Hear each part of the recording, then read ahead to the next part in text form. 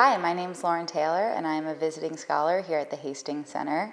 I'm visiting from Harvard Business School, where I am a doctoral student studying health policy and management. So this summer at the Hastings Center, I'm really starting to think about organizational ethics and try and understand what are the key questions and are there any answers to some of the organizational ethics dilemmas that I think are facing all sorts of businesses and organizations in healthcare right now, from insurers to hospitals to healthcare clinics.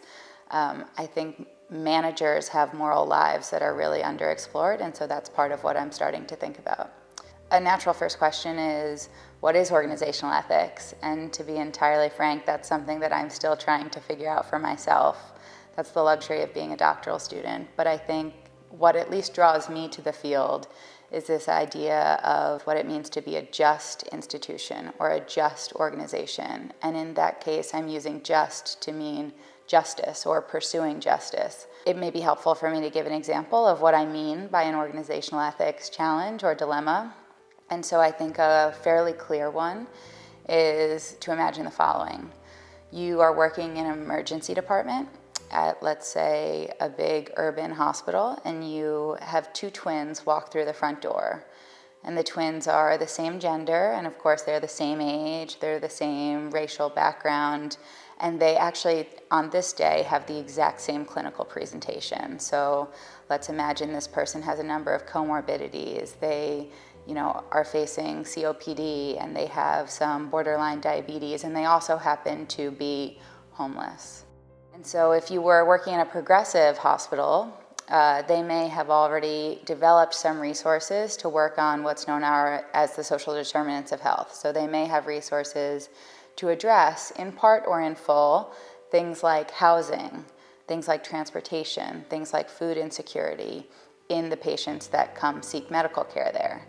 And so if you are in this emergency department and these two twins walk in, and the only thing that distinguishes them is that one is in what we might call a fee-for-service contract, or he's covered by an insurer who pays the hospital for each and every procedure that is done to him. The other twin, however, is in what we might now call an alternative quality contract, or that he's enrolled in an accountable care organization or some other value-based financing scheme. And that's all kind of word salad to suggest that his insurer is not going to pay the hospital for each and every procedure, but is giving the hospital some other kind of fixed rate for the care of that person for the whole year. Now, if you're the CFO of that hospital and they present the same way clinically and with all the same demographic characteristics, you might say, go ahead, ED staff, deploy all those social determinants of health resources, deploy a housing advocate, deploy transportation assistance to assist the brother who is in an alternative quality contract or some value-based financing scheme in getting well, because it's entirely in the hospital's interest for that brother to stay away from the emergency room. When you discharge that person, you do not want him to come back, because each time he comes back, it costs you more money. On the other hand, you would, if you were just being kind of a CFO, a pure CFO, you may not want the brother who is in a fee-for-service contract to receive those same resources, because each time that brother walks through the door and comes to the emergency department, you're making money. And yet, I think there's a real ethical dilemma here, because I get a hinky feeling about what it would mean to deploy a resource that is available to the hospital to one brother and not the other. And many people with whom I've shared this little thought experiment have the same knee-jerk reaction, that just doesn't feel right. And yet, I'm not sure how we expect managers, or even the CFO, to really work through these challenges, because I don't think there's a clear framework or a clear set of principles that we could reasonably expect to be guiding their thinking.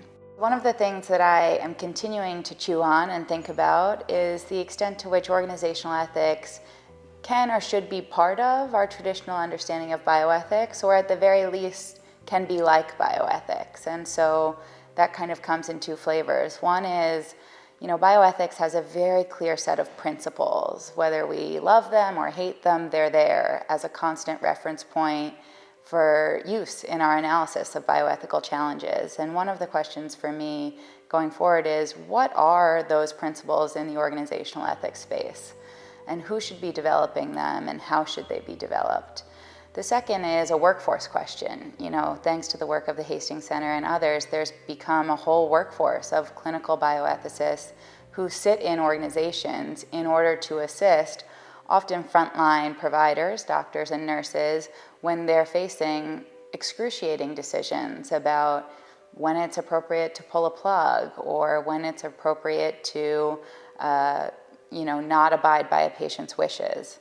And so I think I have this real question as well about the extent to which there can and should be a workforce that does organizational ethics in real life organizations that have to make decisions on deadlines and are full of all of the idiosyncrasies and pressures of a living organization that has budget that it needs to be concerned about and personalities that it needs to manage. And so those two questions, one more theoretical, the kind of principles question, and one quite practical, how do we actually embed organizational ethics thinking in organizations and hospitals and clinics specifically, are the two things I'll take with me back to Harvard.